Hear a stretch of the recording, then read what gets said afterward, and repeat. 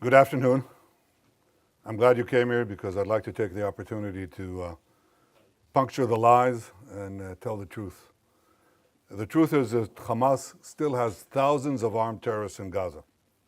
It vows to repeat the savagery of the October 7th massacre and to do so again and again and again.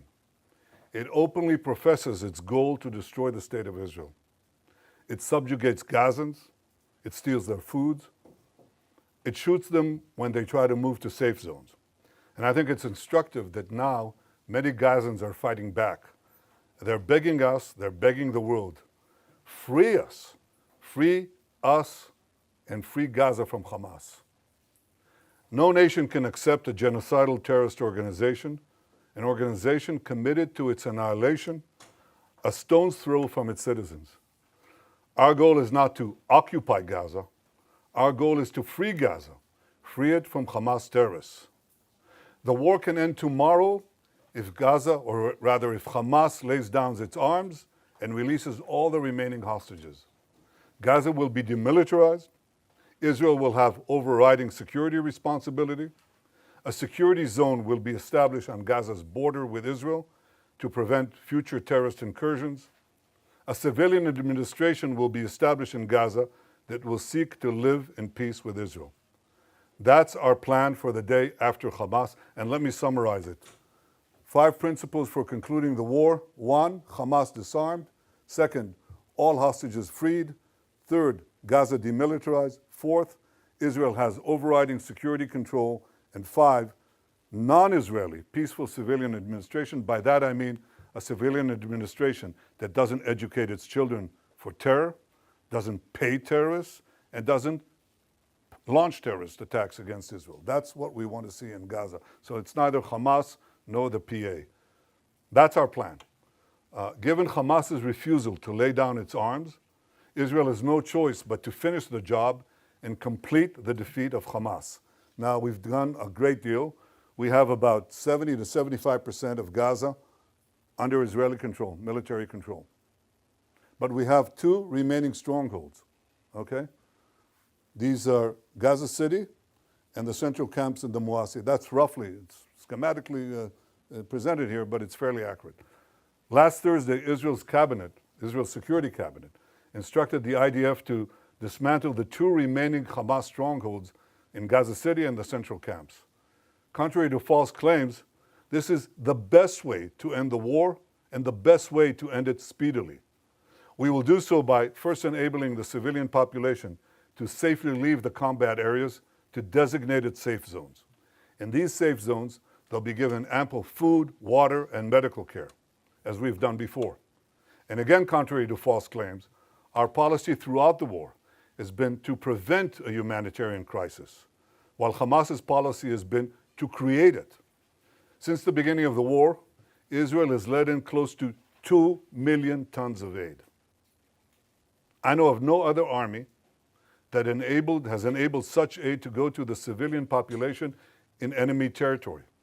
Now, if we had a starvation policy, no one in Gaza would have survived after 2 years of war. But our policy has been the exact opposite. We let in, as I said, almost 2 million tons of aid and sent millions of text messages, millions of phone calls to Gazans to get out of harm's way. Yet in the last few months, Hamas has violently looted the aid trucks meant to get to Palestinian civilians. They deliberately created a shortage of supply. And the UN consistently refused, until recently, to distribute the thousands of trucks that we led into Gaza through the Kerem Shalom crossing. So our problem is that we've had tons of uncollected food rotting on the Gazan side of the border because the UN was and still is unwilling to deliver all of it. Here are the tons and tons and tons of humanitarian aid that Israel led in to the Gazan side of the Kerem Shalom crossing. It's just sitting there because it's not distributed. So now we're going to go around this obstacle. We are going around it by doing 3 things. 1, can I show this, please? Okay. Designating safe corridors for humanitarian aid distribution. No, that's showing the problem, not showing the solution, but here it is. First, designating rather safe corridors for aid distribution. You can go, you can drive trucks there, and you'll be safe. Second, increasing the number of safe distribution points managed by the Gazan humanitarian foundations. And three, airdrops. That's airdrops done by the Israeli Air Force, and we're inviting others to join us. The result has been a humanitarian surge, which we're coordinating with President Trump and his team, and hundreds of trucks have gone in recent days. This is preventing hunger, but it's not prevented the global campaign of lies that we have all witnessed. So in Gaza, despite Hamas's obstacles, 2 million people are now getting access to humanitarian aid. But I'll tell you who isn't. The only ones that are being deliberately starved in Gaza are our hostages. This is Evyatar David. Look at his hand, at his arm. He's being deliberately starved by these Hamas monsters. And look at the Hamas captor. Look at the difference. He's eating, and he's eating well.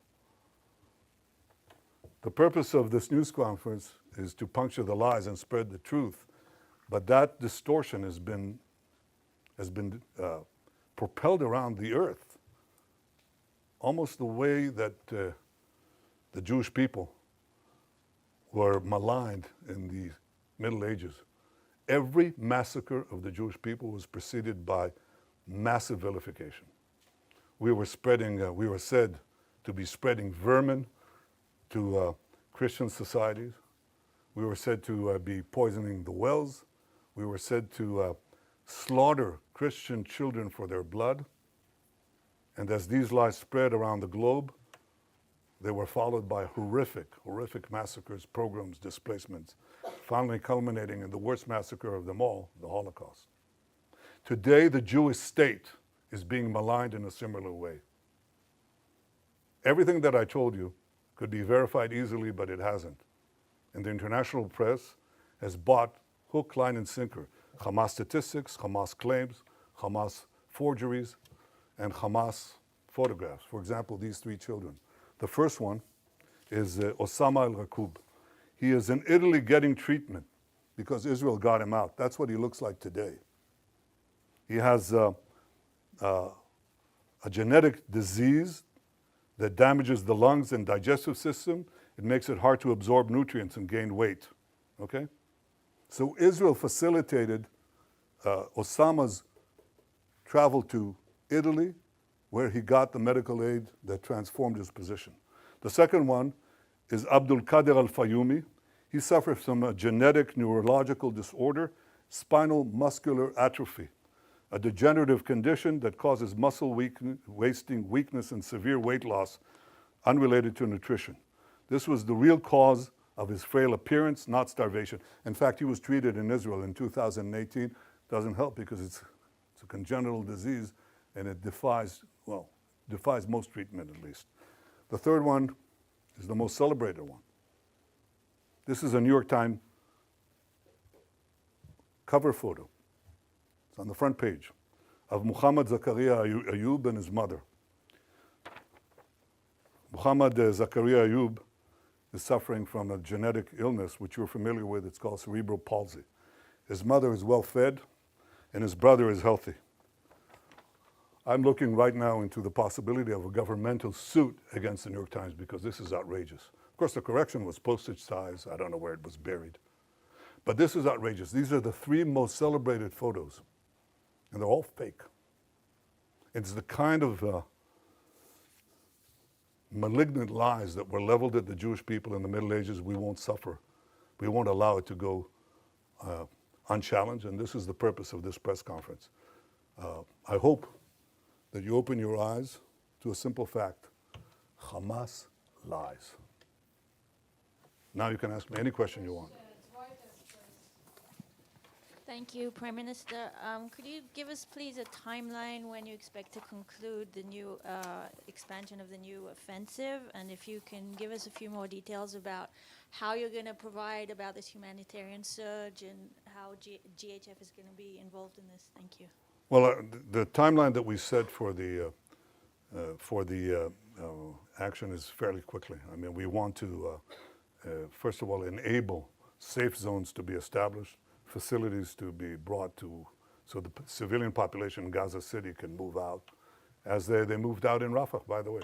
You remember in Rafah? There were 1.4 million people. People said they can't, they have nowhere to go and they're not going to move out.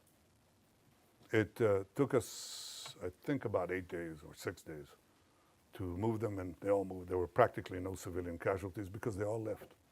And they went to the Moasi area that I showed you before on the map. We think we can achieve a similar result that safeguards the civilian population, at the same time enables us to go at the last stronghold, the most important stronghold of Hamas, which we haven't done so up to the war. I mean, we've been there, but we haven't taken it as a goal to dismantle the Hamas stronghold there. We do now. I don't want to talk about exact timetables, but we're talking in terms of fairly short timetable, because we want to bring the war to an end. This is how we bring the war to an end. As far as the surge is concerned, we're talking to the U.S. about additional measures, but we haven't waited. Because what we're doing, as I said, is designate safe corridors, allow, and expand the GHF distribution points, and we're trying to bring in more resources, hope to recruit some international organizations, maybe, God willing, the UN, if they ever decide to actually do something for the Palestinian people that doesn't go through Hamas. And third, increase the airdrops. The airdrops are important, but they're not the most important thing. The most important thing is ground routes that bring aid, a surge of aid to the Palestinian population, as far as we can, without letting Hamas loot it. Second question, yes. Prime Minister, 2 questions. Firstly, why is Israel not allowing foreign journalists into Gaza to report independently? And secondly, President Trump has said there is real starvation in Gaza. Do you disagree?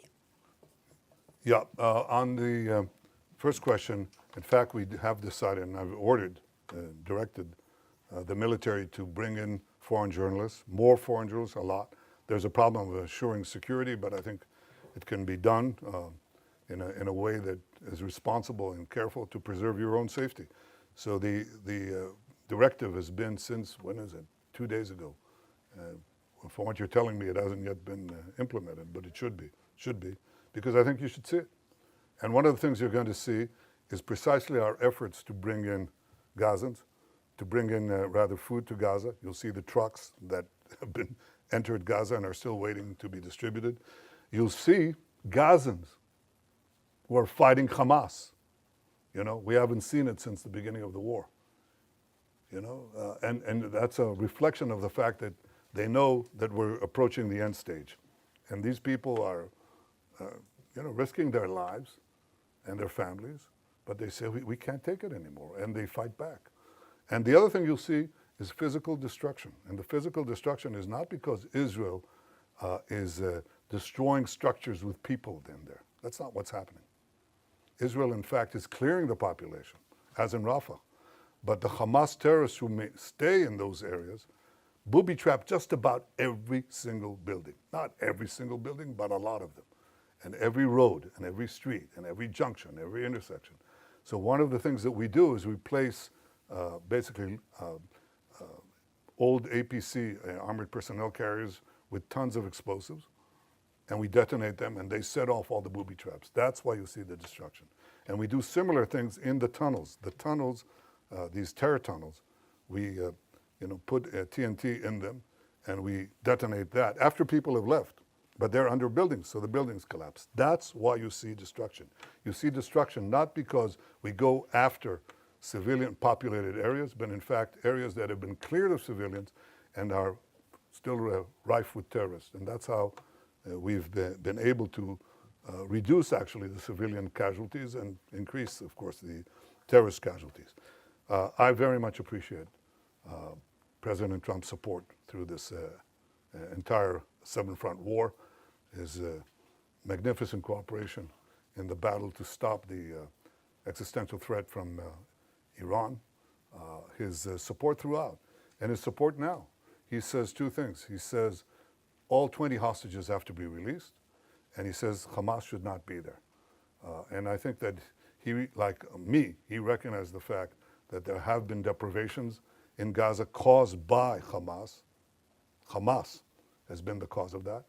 And what we have to do is overcome it. So we're working together to overcome it. Thank you, Prime Minister. Is Israel working, proceeding in the belief, in the understanding that it can and will recover all 20 hostages alive militarily? Or is it proceeding in the belief or understanding that conditions of their captivity, Hamas strategy, will make that impossible?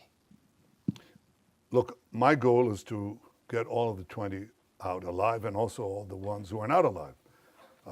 In the beginning of the war, we were told by a very senior commander, he said, look, we have to get used to the idea that we're not going to see even one of them alive. And I disagreed. I said, we'll get most and possibly all of them if we apply judiciously both military pressure and political, diplomatic pressure. So far, out of 255 hostages, we got 205 out, of which 148 are alive. 148 are alive. We have 20 living ones left in Hamas captivity, and 30 who are not alive, as I said before. If we don't do anything, we're not going to get them out.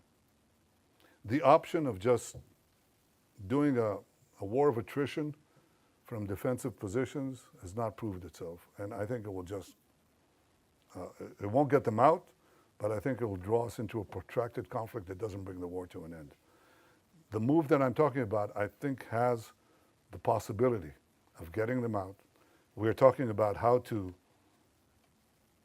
I don't want to go into details, but how to get the remaining hostages alive as we close in on Hamas. And there are various ways that I think, creative ways that this can be done, but again, I won't go into that now. Thank you, Prime Minister. 2 questions, please. You've just shown the horrific photo of Eviatar David, who's kept hostage in Gaza. We know that the hostages' days are numbered.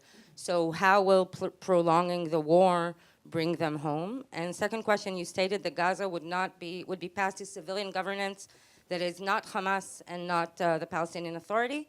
Can you specifically identify who this civilian governance would be? Do you have any concrete entities or individuals in mind? And is there a timeline for establishing this administration?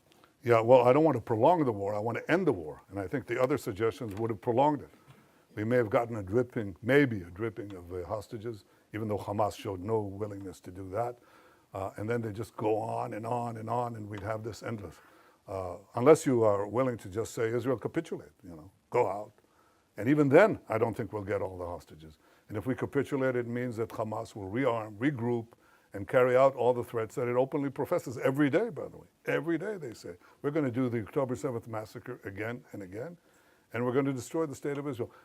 You can't leave them there, So we're not going to do that. So my goal is not to prolong the war. My goal is to end the war. And I think that prolonging the war means that many of them could be starved to death. That's exactly the point. I don't want that. As far as the specific partners for the civil governance of Hamas, we're actually, I think the 5 principles are generally widely accepted. And it's instructive that some of the Arab countries, quite a few of them actually, said that Hamas has to be disarmed. I think this is the starting point. And look at what is happening in Lebanon as a result of our action. The Lebanese government, the new Lebanese government, is talking about disarming Hezbollah. Who would have believed it? Well, some of us did. I did. And that's changing the Middle East, as I promised to do on the second day of the war.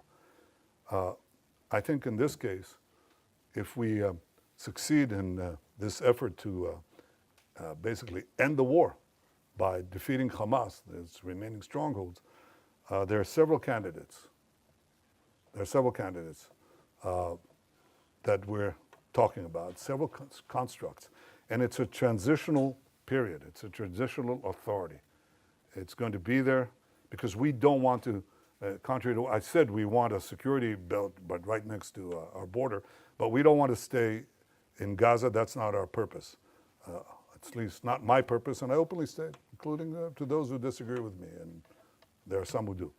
But I think that our goal is to make sure that Hamas isn't there, and that what replaces Hamas does not educate for terrorism, pay for terrorism, launch terrorism, but is willing to live in peace. There are candidates. I don't want to spoil the chances of succeeding here because I think they're real, but they're real providing we finish the job. See, no one's going to go in there if we don't finish the job. We can talk about the day after until eternity. No one's going to go in there unless we finish Hamas, and we're able to finish Hamas, and we will finish Hamas. Yes, Welt TV Germany. Thank you, Mr. Prime Minister. So the German Chancellor has once again defended his decision not to send weapons to Israel, which can be used in Gaza. He said a friendship can and must withstand that. From your perspective, what has changed in this relationship? Look, I respect Friedrich Merz. I think he's been a good friend of Israel, but I think he's buckled under. He's buckled under the pressure of false TV reports, the pressure, internal pressure from various groups. And I can say this, and I don't want to talk about him specifically, but I want to say this. Look, maybe some choose to forget October 7th. We will not forget what happened. And we will do whatever it takes to defend our country and defend our people, defend our future. We will win the war, with or without the support of others. But I think that there's an issue here. And the issue is many leaders tell me, look, we know you're right, but we can't stand in the face of the public opinion in our country, especially European leaders. They tell me that over and over again. And I say, that is your problem. It is not our problem. It is not our problem. You know? In Munich, everybody celebrated Munich. Everybody celebrated the capitulation in Munich, the Munich Peace Conference, peace in our time. Okay? And everybody lambasted Churchill who opposed it. So what? The difference now is maybe they thought then that there was a real chance for peace by succumbing to the Nazis. But I don't believe anybody seriously thinks that now. And we're facing neo-Nazis. You know, Chancellor Merz's predecessor was here, okay? And he, on the first or second day of the war, he was there, on the first days of the war. And he told me, he said to me, they're exactly like the Nazis. And they are. And we're not going to leave. We're not going to leave the remainder of the Nazi army, in the equivalent of Berlin. You know, don't go into Berlin and don't finish off the Nazi army, the German army. Of course not. I mean, that's what people are telling us to do. And I'm not going to do it. And the Israeli people are not going to do it. We're going to do it. And we have enough criticism within, but the majority of the people, if you really check it, the majority of the people say, that's a result we can't afford if we want to live here. So we're going to do what we need to do. And I hope that Chancellor Merz changes his policy. And you know when he'll change his policy, for sure? When we win.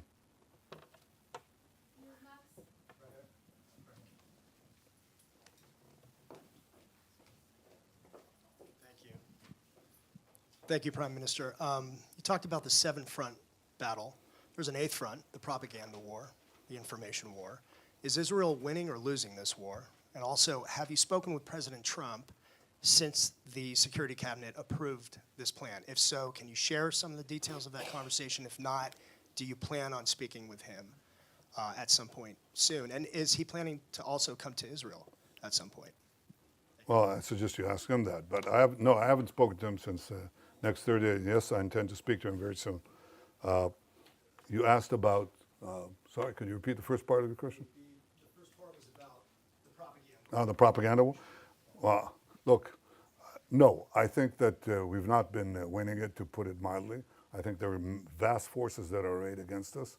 Among other things, the algorithms of the social network that are driving a lot of everything else, you know, and people who really know, and they're the foremost people in this field in the world.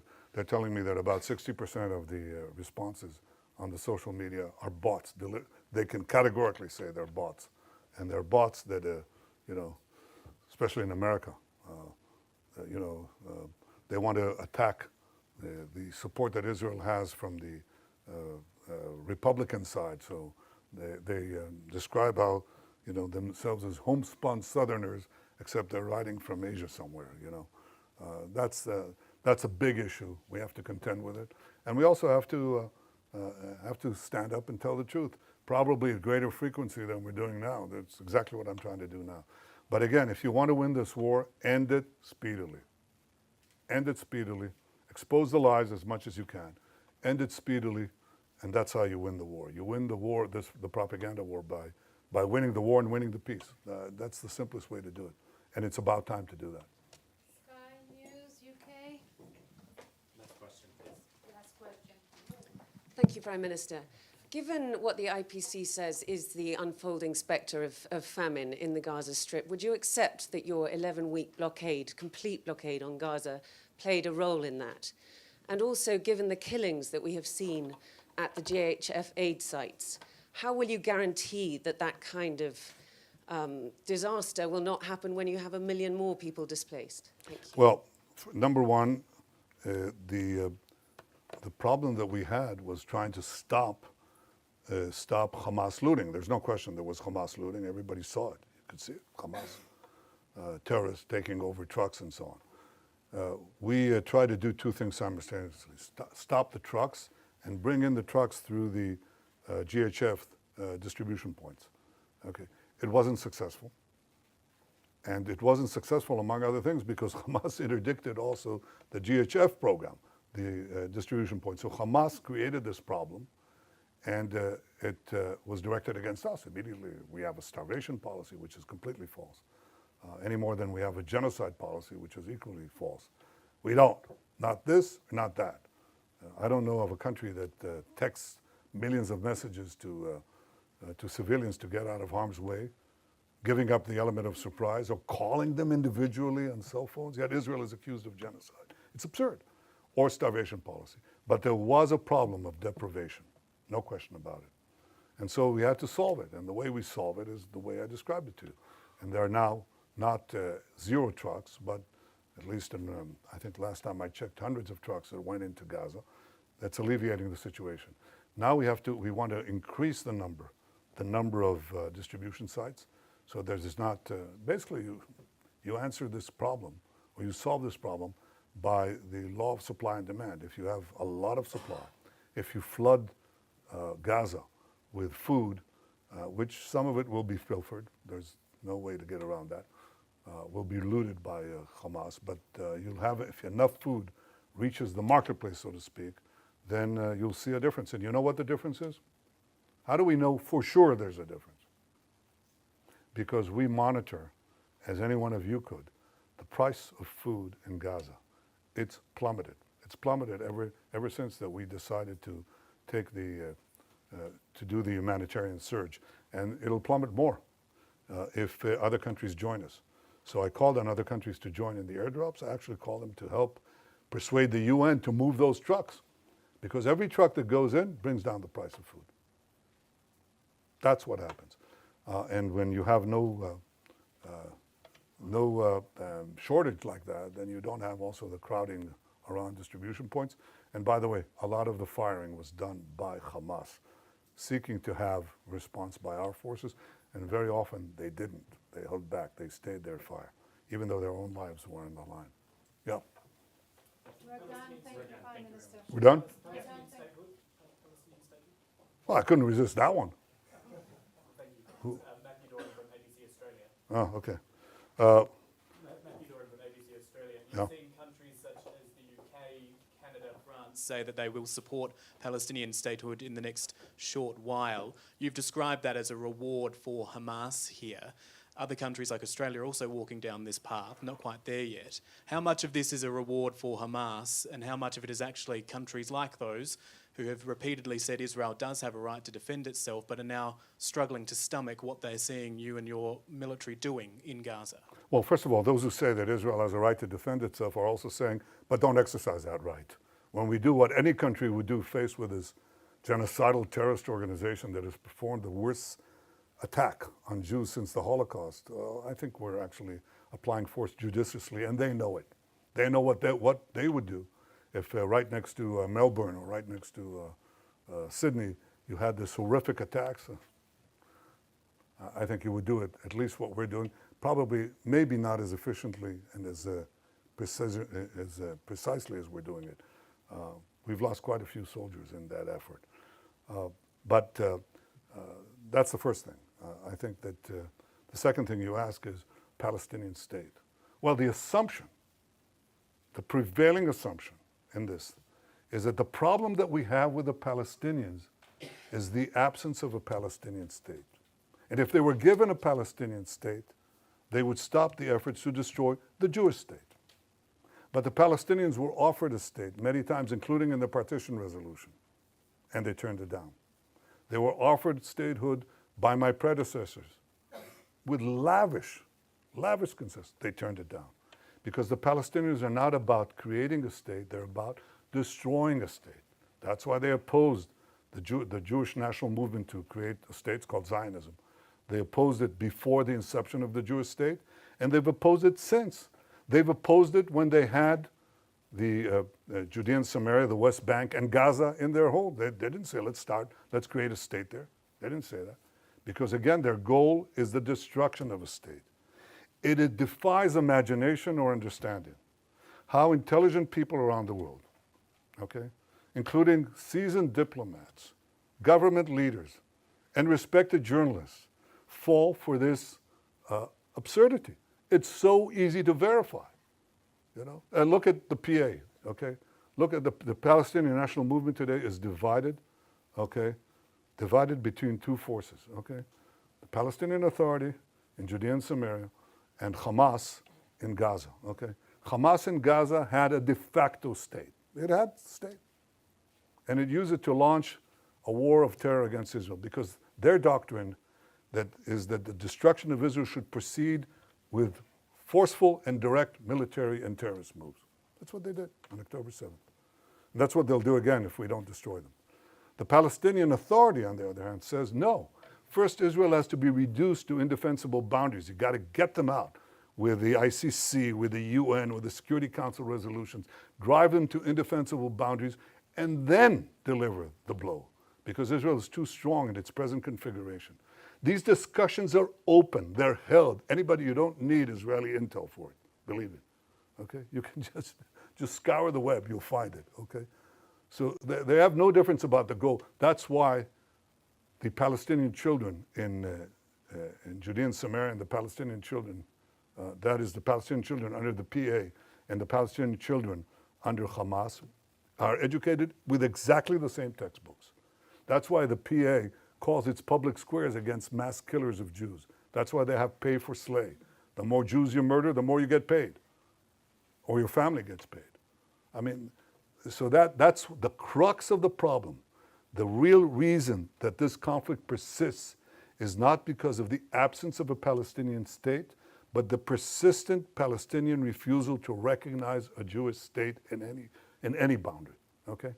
Now, when you give them a Palestinian state, when they haven't abandoned the goal of destroying the Jewish state, all you're doing is you're bringing the next war closer. Again, Hamas had a state. You just brought the war closer. And if you did the same thing in Judea and Samaria, right above Tel Aviv, enveloping Jerusalem, some say cutting Jerusalem into two, that's all that's going to happen. You're going to have the radicals again take it over, Iran take it over, and start a state from improved boundaries, start a war with improved boundaries. That's not going to happen. I think the solution to this problem is that the Palestinians should have all the powers to govern themselves in the places where they live and none of the powers to threaten Israel. They should obviously reform their whole education system. They should reform their whole historical outlook and say, all right, we accept that Israel is here to stay, not as a fact, as a physical or geographic fact, but as a fact of historical equity. If they want to live here next to us, they have to stop seeking our destruction. And to give them an independent state with all the trimmings, okay, is to invite a future war and a certain war. And that's something that today the Israeli public forcefully opposes. Before the war, by the way, it was about, two-thirds in the overall population. probably 60-40, or even more, sorry, in the Jewish population. But now it's changed more dramatically. I mean, we had a vote in the Knesset a few months ago about the possibility of, having a Palestinian state, and the result was 99 to 9. 99 to 9. And that covers a very broad spectrum. And today, most of the Jewish public is against the Palestinian state for the simple reason that they know it won't bring peace, it'll bring war.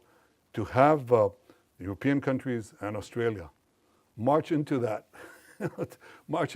rabbit hole, just like that, fall right into it, and buy this canard is disappointing, and I think it's actually shameful. But it's not going to change our position. Again, we will not commit national suicide to get a good op-ed for 2 minutes. We won't do that. Thank you. Thank you very much.